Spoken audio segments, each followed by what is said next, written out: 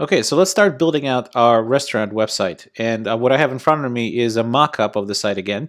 And what we're going to start with is building out the header element of our website. And you can see it right here in the top part. Okay, so let's go back to the code editor. And actually, before we even start coding, let's go back to our terminal window and start the browser sync so we can work and at the same time look at the results of our work almost immediately.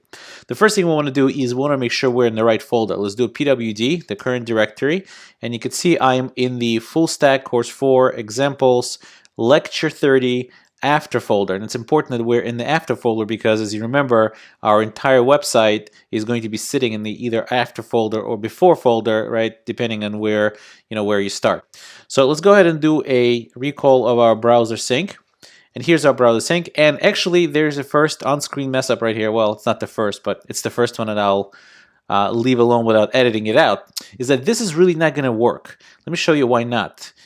This here, the star part, is really not going to work for us. And the reason it's not going to work is if you do an ls, you'll see that we're going to be actually editing stuff inside the CSS folder. Yeah, we're going to edit HTML file right here in this folder, but we're going to edit the inside of the CSS folder, and eventually we'll edit inside of a JavaScript folder. So what we really need, actually, is... let's do the browser sync again, is we need to tell browser sync that you should watch out for any folder, not just the one we're in, but any folder within other folders and anything inside those folders. So just watch out every directory, for the entire structure all the way down. And let's go ahead and start that up. And it should bring us to a browser window right here. So if we click index.html, we should get our connected to browser sync, and here's our maroon background. Okay, so let's go back to the code editor now. And as you remember, there's a semantic HTML5 tag called header that we can actually use for this, and there it is. And now let me quickly cut and paste some of the code that I prepared, and we'll go over it. So the first thing we're going to do is create our navbar, basically the navigation bar. And this is going to be done by the nav element, and we're going to give it an ID called header nav. And we'll see in a minute why we're going to need that. And we're going to give it some classes that Bootstrap provides for us.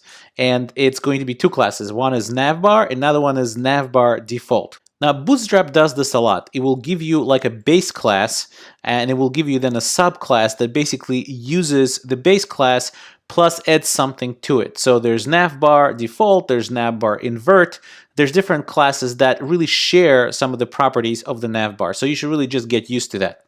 Let's go ahead and take a look as to what's going on in our browser. And you can see here now on top, we have this navbar defined.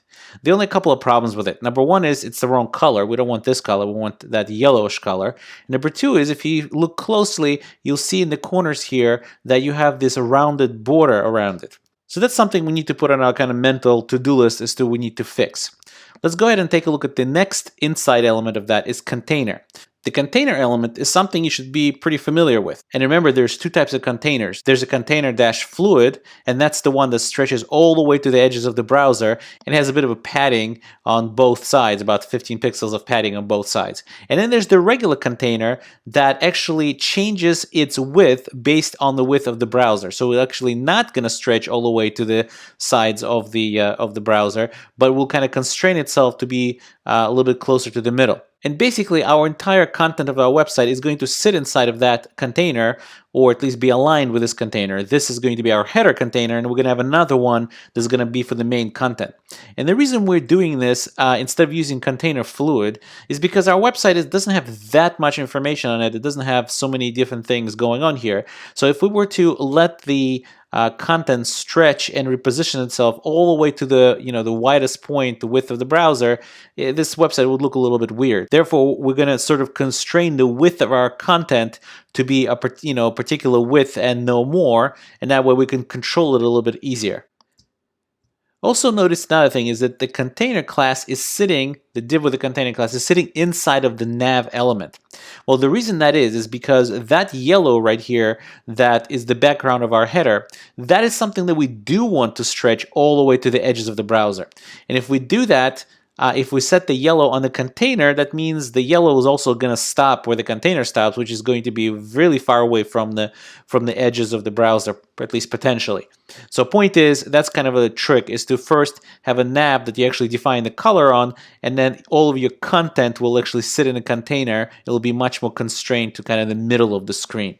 Okay, so speaking of this background color, let's go ahead and go to our styles.css and define this header nav to be what we want. I already have some code that I'm going to go ahead and copy and paste, and our ID header nav is going to have a background color of this yellowish background color, and we're going to make the border radius, remember the borders were a little bit around it, we're going to make it 0. And I know I haven't really covered border radius, but feel free to go online and actually research how that works. We're not going to use it too much here, but it's not something that's going to take you too long to figure out.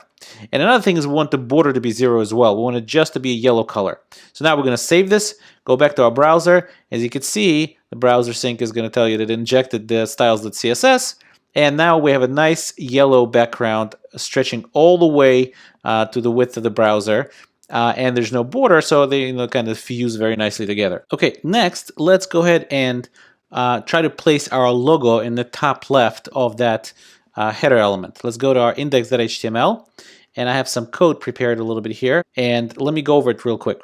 So number one is, we have this new element, new div, and it has a class called Navbar header. And basically, if you look up the Bootstrap documentation, it's kind of a wrapper class that a lot of other classes will depend on being in this position in order to work properly. And there's some padding that's involved. Sometimes it floats, and sometimes, depending on the size of the screen, it will do other things. Now, it's a good idea to not be scared and actually open bootstrap.css and take a look as to where this navbar header appears and what it's supposed to do. However, obviously, most of the time, you're not going to be going through bootstrap.css in order to figure out where to put which classes. So how did I know to put navbar header here and wrap some items in it? Well, the way I knew it is to go to documentation. So if we look here and go under components, because a navbar is a component, and I'll scroll down and click on the navbar right here and scroll down a little bit more, it gives you a whole bunch of different examples, and it actually will tell you what to use. So here you can see here that brand and toggle group together for better mobile display. Well, navbar header is something that is grouping this drop down, which we haven't talked about yet, and it's grouping a brand, and which is something we're about to work on. And brand is part of your, the branding name, which is what it says here, and the logo of the company. So it's part of the same thing. So it's telling you basically this is how you should do it if you want better mobile display.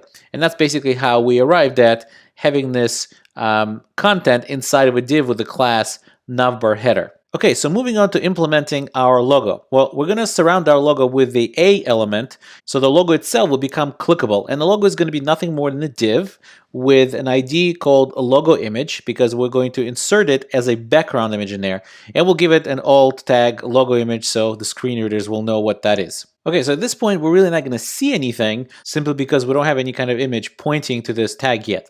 So let's go to our styles.css, and I'll cut and paste some code that I prepared here, and we'll create this logo image. And the logo image is that ID that we just gave to the div.